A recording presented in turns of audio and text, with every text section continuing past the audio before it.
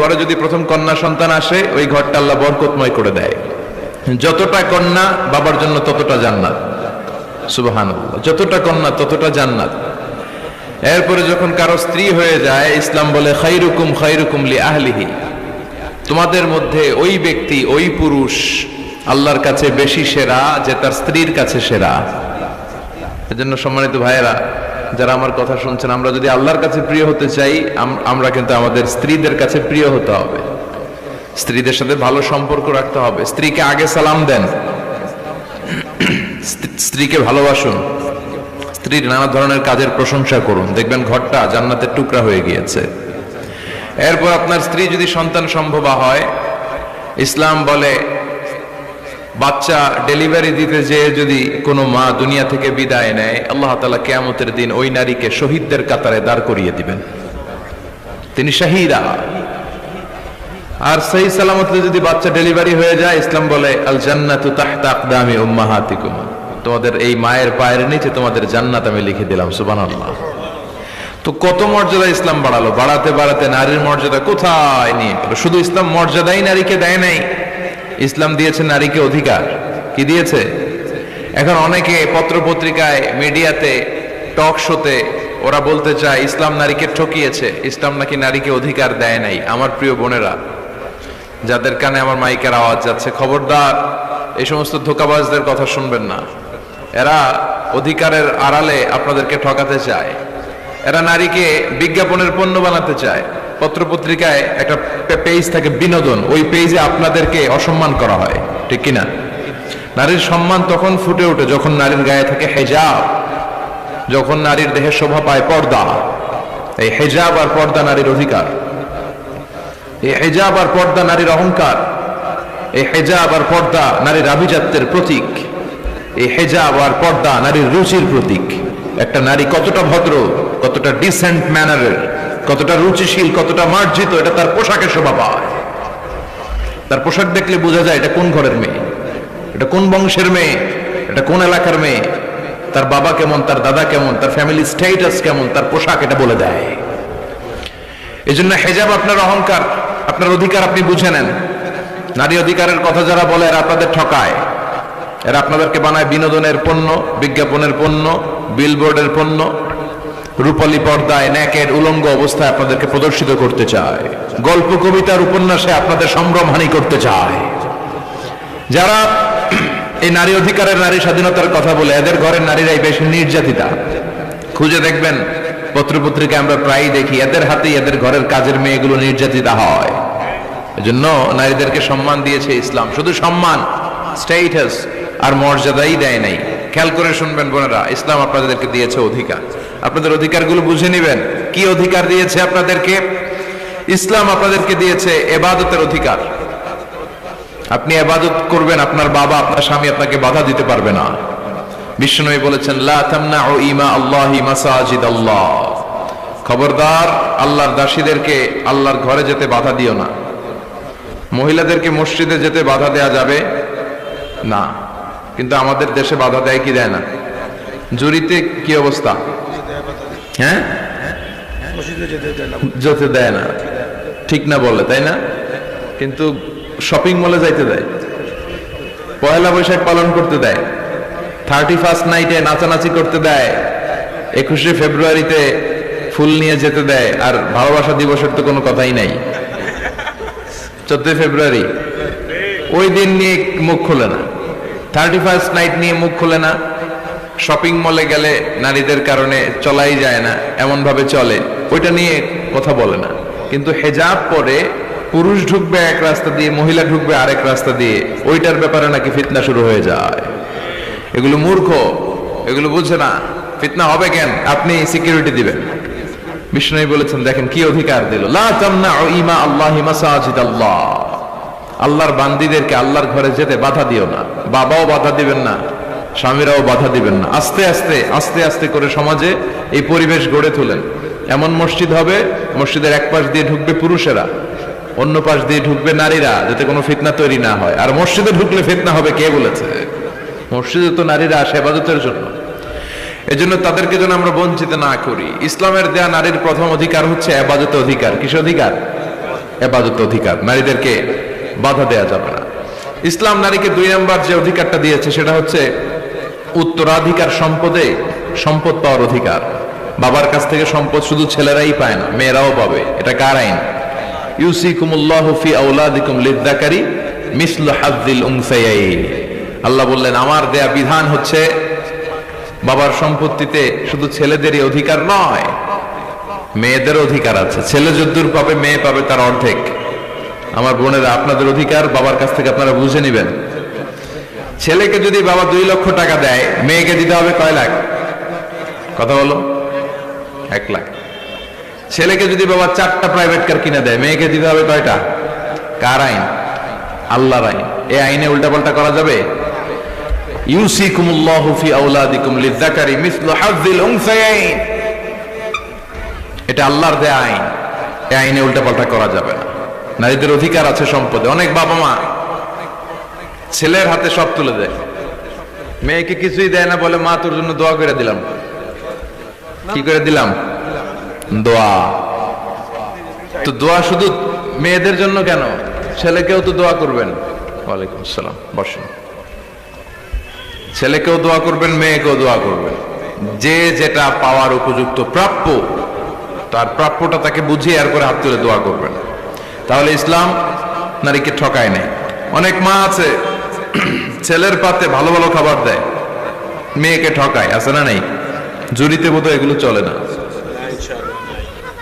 ছেলের পাতে দেয় মুরগির রান, মেয়ের পাতে দেয় মুরগির ঠ্যাং। কিতা খাও তোমরা? ঠ্যাং খাওনি? হ্যাঁ, ট্যাং। তো ছেলের পাতে মুরগির রান, মেয়ের পাতে মুরগির ঠ্যাং। আহা, তো মেয়ের কি মুরগির রান খেতে মনে চায় না? চায়। যেই মা যেই বাবা ছেলের পাতে মুরগির রান দেয়, মেয়ের পাতে মুরগির ঠ্যাং দেয়, ওই দেখবেন অনেক সময় ওই মা বাবার শেষ জীবনটা ছেলের বাড়িতে কাটে না, কাটে মেয়েদের বাড়িতে। প্রকৃতির একটা রিটার্ন আছে, আল্লাহর একটা খেলা আছে, ওই খেলাটা আল্লাহ খেলে দিবে শেষকালে। আল্লাহু আকবার। তাহলে ইসলাম নারীকে দিয়েছে ইবাদতে অধিকার, ইসলাম নারীকে দিয়েছে সম্পদে অধিকার। ইসলাম নারীকে 3 নম্বর যে অধিকারটা দিয়েছে আল হুকুক ফিল মাহার, মোহর পাওয়ার অধিকার। প্রতিটা নারী বিয়ের সাথে সাথে তার হাজবেন্ডের কাছে মোহর আনার অধিকার আছে। সুবহানাল্লাহ। ওয়া আতুন নিসা সাদকাতিহিন্না নিহলা, তোমরা সন্তুষ্ট চিত্তে তোমাদের স্ত্রীর হাতে মোহরানা তুলে দাও। কার আইন? আল্লাহর আইন। এখন এই মোহরানাও নাই। মোহরানার উল্টা পিঠে আমরা ঢুকাইছি যৌতুক। কি ঢুকাইছি? আল্লাহ দিলে মোহরানা, আমরা নেই যৌতুক। কত বড় ডাকাত এগুলো! ডাকাত সিলেটে কমনি? আচ্ছা, আলহামদুলিল্লাহ। তো এই মাহার আমরা দিয়ে দিব স্ত্রীর হাতে, এটা তার অধিকার। অনেক স্বামী স্ত্রীদেরকে বঞ্চিত করে, ঠকায় আর মাফ চায়। কি করে? কত বড় ডাকাত! বাসর রাত হচ্ছে ভালোবাসার রাত, বেটা ভালোবাসা হবে খালি। ওই রাতে পা ধরে মাফ চায়, মাফ করি দেওয়ারে। বুঝলো না ইসলামটারে, চিনলো না, শিখলো না। এজন্য মোহরানা দিতে হবে স্ত্রীকে। আল্লাহ বললেন নেহলা, সন্তুষ্ট চিত্তে দিবি, মনের মধ্যে যেন খুঁতখুঁতি না থাকে। ফ্যামিলিটারে বরকতময় করে দিবে কে? আল্লাহ ফ্যামিলিটারে বরকতময় করে দিবে। তাহলে মোহরানার অধিকার দেখেন কত অধিকার দিল। 4 নম্বর ইসলাম নারীকে দিয়েছে আল হুকুক ফিত তালিম, শিক্ষার্জনের অধিকার, জ্ঞানার্জনের অধিকার। জ্ঞান অর্জন শুধু আমরা করব না, আপনার ছেলেকে স্কুলে পাঠান, শুধু এতটুকু না, আপনার ছেলেকে এবং আপনার মেয়েকে উভয়কে স্কুলে পাঠান। আপনার ছেলেকেও মাদ্রাসায় পাঠান, মেয়েকেও মাদ্রাসায় পাঠান। জ্ঞান অর্জন তার অধিকার। বিষ্ণু বলেছেন তলাবুল ইলমি ফারিদাতুন আলা কুল্লি মুসলিম ওয়া মুসলিমা, প্রত্যেক মুসলিম নারী পুরুষ উভয়ের জন্য জ্ঞান অর্জনকে ফরজ করে দিয়েছে কে? এটা ফরজ। পুরুষরাও যেমনি শিক্ষিত হবে, নারীরাও শিক্ষিত হবে। নারীর শিক্ষিত হতে কোনো বাধা নাই, যে কোনো পেশা গ্রহণে নারীর বাধা নাই। শর্ত হচ্ছে নারীকে হেজাব মেনটেন করতে হবে, পর্দা মেনটেন করতে হবে, তার সেফটি এন্ড সিকিউরিটি এটা নিশ্চিত করতে হবে। তার ওয়ার্কিং প্লেসে যদি সেফটি সিকিউরিটি থাকে, হেজাবের সাথে সে ব্যবসায়ী হতে পারে, সে চাকরিজীবী হতে পারে, সে ডাক্তার হতে পারে, সে ইঞ্জিনিয়ার হতে পারে, সে সব হতে পারে। এই অধিকার নারীকে দিয়েছে কে? আল হুকুক ফিত তালিম, শিক্ষার্জনের অধিকার, জ্ঞানার্জনের অধিকার ইসলাম নারীকে দান করেছে। 5 নম্বরে ইসলাম নারীকে দিয়েছে হুসনুল মুআশারা, ভালো আচরণ পাওয়ার অধিকার। ওয়া আশিরুহুন্না বিল মারুফ, আল্লাহর আদেশ, খবরদার স্ত্রীদের সাথে খারাপ আচরণ করো না, ভালো আচরণ করো। অনেক স্বামী আছে স্ত্রীর সাথে খারাপ আচরণ করে, কখনো হাসি দেয় না, মুখটা গোমরা করে রাখে, আছে না নাই? সব সময় ঝিরকি দিয়ে কথা বলে, রাগ দেখায়, বাবুগিরি দেখায়, সাহেবগিরি দেখায়, এরকম ডাকাইত আছে না নাই? বিশ্বনবীর মুখে সবসময় এক চিলতে হাসির ছোঁয়া লেগেই থাকতো। মা আয়েশা বলে, এত বছর বিশ্বনবী সংসার করলাম, একদিনও বিশ্বনবীকে আগে সালাম দিতে পারি নাই। সবসময় বিশ্বনবী আগে সালাম দিতেন। আপনারা ঘরে হাজবেন্ড যারা আছেন, দু চারজনের দিকে যারা আছেন, ঘরে ঢুকেই স্ত্রীকে আগে সালাম দিয়ে দিবেন, আর স্ত্রীও সবসময় উৎ পেতে বসে থাকবেন যে দেখি আমি আগে দিতে পারি কিনা। এইভাবে আপনাদের মধ্যে যদি সালামের কম্পিটিশন হয়, ছেলে মেয়েগুলোরে আল্লাহ আল্লাহ বানাই দিবে কে? আমরা চাই আমাদের ফ্যামিলিগুলো জান্নাতি ফ্যামিলি হোক, আমাদের ছেলে মেয়েগুলো আল্লাহ আল্লাহ হোক। এজন্য আমরা যেন স্ত্রীর প্রশংসা করি, তার রান্নার প্রশংসা করবেন, সৌন্দর্যের প্রশংসা করবেন, তার যত ভালো দিক, তার মেধা, তার জ্ঞান, সবকিছুর প্রশংসা করবেন। 5টা অধিকার। 6 নম্বর, ইসলাম নারীকে দিয়েছে উপার্জনের অধিকার। কিসের অধিকার? উপার্জন, আলাদা উপার্জন। ইসলাম বলে হাজব্যান্ডের ব্যালেন্স আলাদা, স্ত্রীর ব্যালেন্স আলাদা। আমাদের দেশে অনেকে যাকাত যখন পে করে, যে ভুলটা করে সেটা হচ্ছে তারা হাজব্যান্ড ওয়াইফ মিলে একসাথে যাকাত দেয়। No, it's to individual. এখানে দুইটা আলাদা ব্যক্তি। হাজব্যান্ডের সম্পদ হাজব্যান্ডের হিসাব, ওয়াইফের সম্পদের ওয়াইফের হিসাব। যাকাত একসাথে দেয়া যাবে না, দুইজনের ব্যালেন্স আলাদা। ইসলাম বলে দুইজনের আলাদা ব্যালেন্স। স্ত্রীর সম্পদ থাকতে পারে অনেক, সে তার সম্পদের হিসাব করে হালানিল হাউল, 1 বছর হলো কিনা, নিসাব পরিমাণ হলো কিনা যাকাত দিবে। হাজব্যান্ডের সম্পদ থাকতে পারে অনেক, হাজব্যান্ড তার হিসাব করে সে যাকাত দিবে। এমনকি হাজব্যান্ড যদি গরিব হয়, স্ত্রী তার হাজব্যান্ডেরও যাকাত দিতে পারে। মাসালাটা জেনে নেন। হাজব্যান্ড যদি গরিব হয়, তাহলে স্ত্রী যদি সম্পদশালী হয়, তাহলে স্ত্রী তার হাজব্যান্ডকেও কি দিতে পারে? যাকাত দিতে পারে।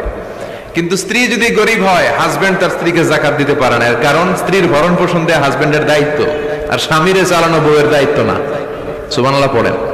কত সহজ করে দিল ইসলাম নারীকে। নারীর জন্য জান্নাতে যাওয়া খুব সহজ। তার 1 পা, নারীর 1 পা জান্নাতে এমনি ঢুকে আছে।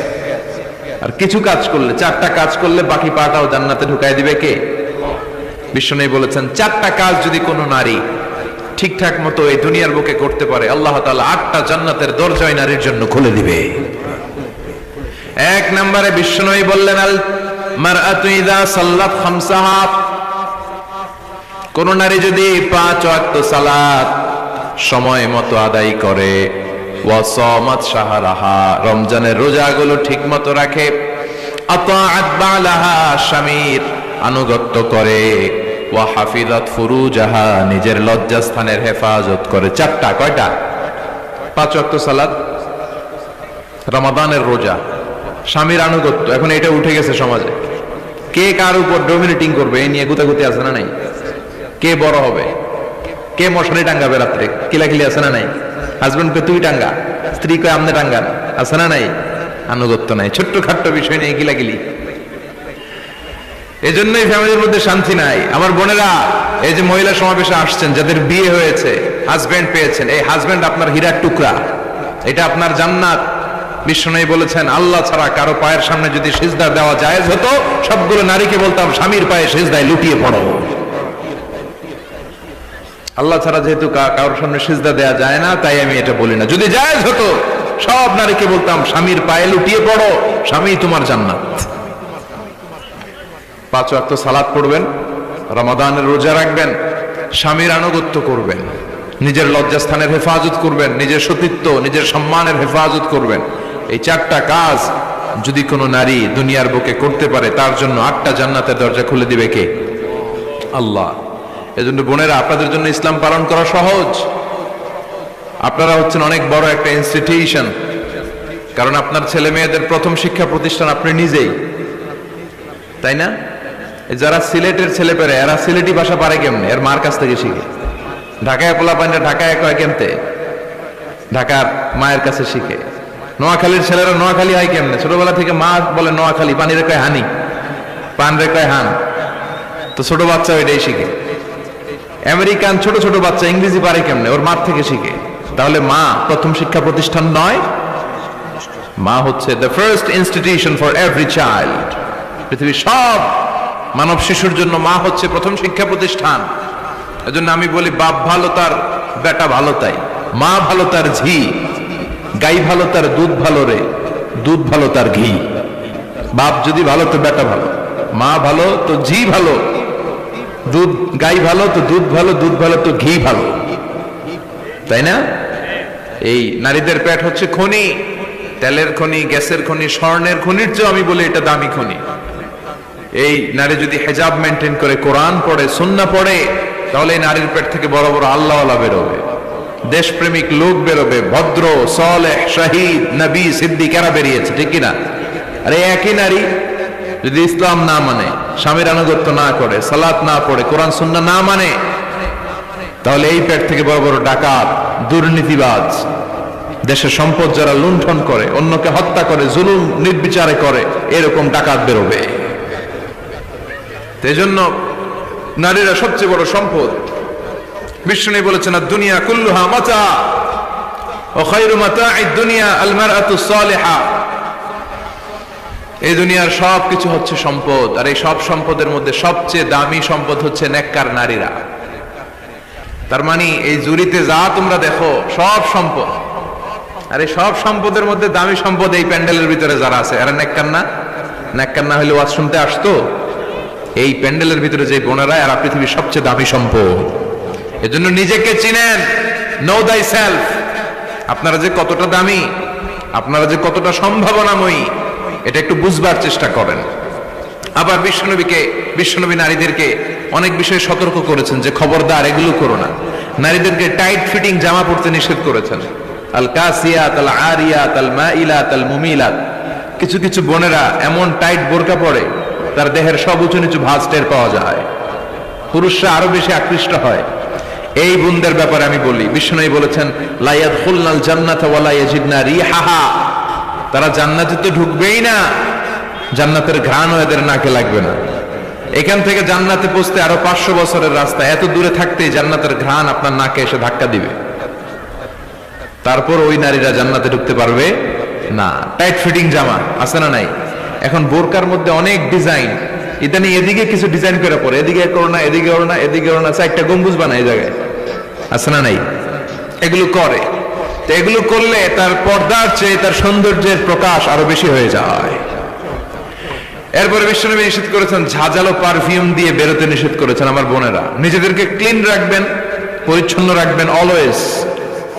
আপনি গায়ে ডিওডোরেন্ট, দুর্গন্ধনাশক পারফিউম দিতে পারেন, তবে সেটা জামার ভেতরে, বাইরে যেন প্রকাশ না পায়। অনেক মহিলা সেজে গুজে বোরকাটা পরে বোরকার উপরে মারে দুইটা, আছে না নাই? এই ঝাঁঝালো গন্ধ আশেপাশের যতগুলো পুরুষের নাকে যাবে, আপনার প্রতি আকৃষ্ট হবে। বিশ্বনবী নারীদেরকে জানিয়াদের সাথে তুলনা করেছেন, বলেছেন এরা জিনাকারী, এরা পর্দাওয়ালী নয়, এরা বোরকা পরে বেরোলেও লাভ হবে না, এরা জিনাকারিনী। কারণ এরা এদের গায়ের ঝাঁঝালো পারফিউম, সুগন্ধ দিয়ে পরপুরুষকে আকৃষ্ট করার চেষ্টা করেছে। এটা একেবারে নিষেধ, এটা করবেন না। তাহলে টাইট ফিটিং বোরকা পরবেন না, ঢিলে ঢালা পরবেন, পাতলা জামা পরবেন না যে জামা দিয়ে আপনার শরীর দেখা যায়। নাম্বার 3, ঝাঁঝালো কোনো পারফিউম গায়ের মধ্যে মাখবেন না। নাম্বার 4, বিষ্ণু বলেছেন খবরদার আলগা চুল লাগাবে না কোনো নারীরা। লাগায় অনেকে, জুরিতে এগুলা নাই। অনেক নারীর চুল হয়তো ছোট, সে আলগা চুল লাগায়া সুন্দরী সাজে, বিশ্ব সুন্দরী, ঐশ্বরিয়া রায় হইতে চায়, আছে না নাই? না, আল্লাহ যেটা দিয়েছে ওটাতে আপনি সন্তুষ্ট থাকেন, আলগা চুল লাগাবেন না। এরপর বিষ্ণু ব্রু প্লাক করতে নিষেধ করছে। ব্রু প্লাক আছে না? পার্লারে গেলে কিভাবে যেন এদিক দিয়ে ব্রু প্লাক করে একেবারে চিকন করে দেয় এই দুইটা। হ্যাঁ, না, এটা নিষেধ। ব্রু প্লাক করতে বিশ্বনবী নিষেধ করেছেন। আমার বোনেরা, আপনারা এটা করবেন না। এরপরে বিশ্বনবী নিষেধ করেছেন, তোমরা একে অপরকে লাআনত দিবে না। 2 কারণে নারীরা জাহান্নামে যাবে বেশি। বিশ্বনবী মেরাজ থেকে এসে বললেন, ইয়া মা'শারান নিসা, ও নারীরা, তাসাদ্দাকনা, তোমরা বেশি বেশি সদকা করো, দান খয়রাত করো। নারীরা বললেন কেন? আমাদের বললেন কেন? বিশ্বনবী বললেন, উরিতুকুন্না আকসারা আহলিন নার, আমি জাহান্নামে দেখেছি পুরুষের চেয়ে নারীরাই বেশি জাহান্নামী হবে। কি কারণে? 2টা কারণ। তাকফুরনাল আশিরা, সবাই না, অধিকাংশ নারীরাই স্বামীর অস্বীকৃতি করে। স্বামী যা দেয় এতে সন্তুষ্ট থাকতে চায় না, আছে না নাই? স্বামীর কি চাকরি, কি ব্যবসা, তার উপার্জন কতটুকু, এটাও আপনার দেখার দরকার আছে না নাই? এখানেই তো আপনার সবরের বিষয়। জান্নাত তেমনি এমনি আসবে না বোন, আপনাকে সবর করতে হবে। স্বামীর নাশুকরি করবেন না। পাশের বাড়ির ভাবিরা তো এত মোটা নেকলেস কিনা দিছে, তুমি দাও না কেন? এদের ঘরে তো দামি সোফা সেট, আমার ঘরে নাই কেন? এদের তো এটা করে, এদের তো এটা দিছে হাজবেন্ড, আমারে দাও না কেন? এই যে নাশুকরি, এটা তাকে জাহান্নামী বানাবে। 2 নাম্বার, তুকফিরনা লা'না, তোমরা একে অপরের উপর লানত দাও। নারীরা রেগে গেলেই একজন আরেকজনের লানত দেয়। হেতুর উপরে আল্লাহর ঠেড়া হইতো, হেতুর উপরে আল্লাহর গজব হইতো, মানে তার উপর আল্লাহর গজব পড়ুক। এভাবে ঝগড়া লাগলে এক মহিলা আরেক মহিলাকে লানত দেয়। জুরির বোনেরা অবশ্য এগুলো দেয়টাই না, মাঝে মাঝে দে। আচ্ছা, তো এগুলো করা যাবে না, স্বামীর নাশুকরি করা যাবে না, এরপর লানত দেয়া যাবে না। এই যে বিশ্বনবী যেগুলো নিষেধ করলেন, এগুলো থেকে যদি আমরা বেঁচে থাকি, আর যে 4টা কাজের কথা বললেন, এগুলো যদি আমরা করি, তাহলে জান্নাতে যাওয়ার পথকে আমাদের জন্য সহজ করে দিবে কে? আমি সব সময় নারীদেরকে 6 জন নারীর জীবনী পড়তে বলি, আপনারাও পড়বেন, বাজার থেকে কিনবেন। আসিয়ার জীবনী, আসিয়া ইমরাতু ফেরাউন, ফেরাউনের বউয়ের নাম হক্কা, নাম খিতা আসিয়া। এই আসিয়ার জীবনীটা প্রত্যেক নারীর জন্য পড়া ফরজ। কিভাবে তিনি ঈমান বাঁচিয়েছেন আপনি দেখবেন। এরপরে মারিয়ামের জীবনী পড়া ফরজ।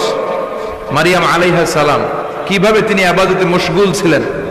2 জন গেল। 3 নাম্বার, বিশ্বনবীর প্রথম স্ত্রী খাদিজা আল কুবরা তাহেরা। পতি ভক্তি কারে বলে, স্বামী ভক্তি কাকে বলে, আপনি দেখতে পাবেন ওনার জীবনীতে। 4 নম্বরে, বিশ্বনবীর একমাত্র কুমারী স্ত্রী আয়েশা রাদিয়াল্লাহু তাআলা আনহা, কিভাবে জ্ঞান অর্জন করতে হয়। 2220টা হাদিস তিনি বর্ণনা করেছেন। নারীদের মধ্যে সবচেয়ে বেশি হাদিসের বর্ণনাকারী। ফ্যামিলির হাদিসগুলো বর্ণনার জন্য আল্লাহ তাআলা মা আয়েশাকে বিশ্বনবীর ঘরে ট্যাপ রেকর্ডার হিসেবে পাঠিয়েছিলেন। বিশ্বনবী যা বলতেন সব মুখস্থ করে নারীদের কাছে ওয়াজ করে ছড়াইয়া দিত। কি নারী ছিল! মা আয়েশার জীবনী পড়তে হবে। সবশেষে বিশ্বনবীর কলিজার টুকরা, নয়নের পুটলি ফাতিমাতুল আজ-জাহরা, এই ফাতিমাতুজ জাহরার জীবনী পড়তে হবে। তার জীবনী থেকে আপনি পাবেন কিভাবে পর্দা করতে হয়। উনি মরার আগে আলীকে বলে গেলেন, আলী, জীবদ্দশায় আমারে কেউ দেখে নাই, নবীর মেয়ে মোটা না চিকন, লম্বা না খাটো। মরার পরেও বেশি মানুষে জানাজা আসতে বলো না, রাত্রিবেলা অল্প কয়েকজন লোককে নিয়ে জানাজা দিয়ে আমার কবর দিয়ে দিও। কেমন করে আপনি নিজেকে সেভ করবেন, এই শিক্ষা মা সাইয়্যিদাতুনা ফাতিমাতুজ জোহরার জীবনীতে আছে না নাই? তাহলে এই কয়েকজন নারীর জীবনী পড়তে হবে। আর যে 4টা কথা বিশ্বনবী বলেছেন, এগুলোর উপর আমল করতে হবে। তাহলে আমাদের নারীদেরকেও জান্নাতি বানাবে কে? আল্লাহ।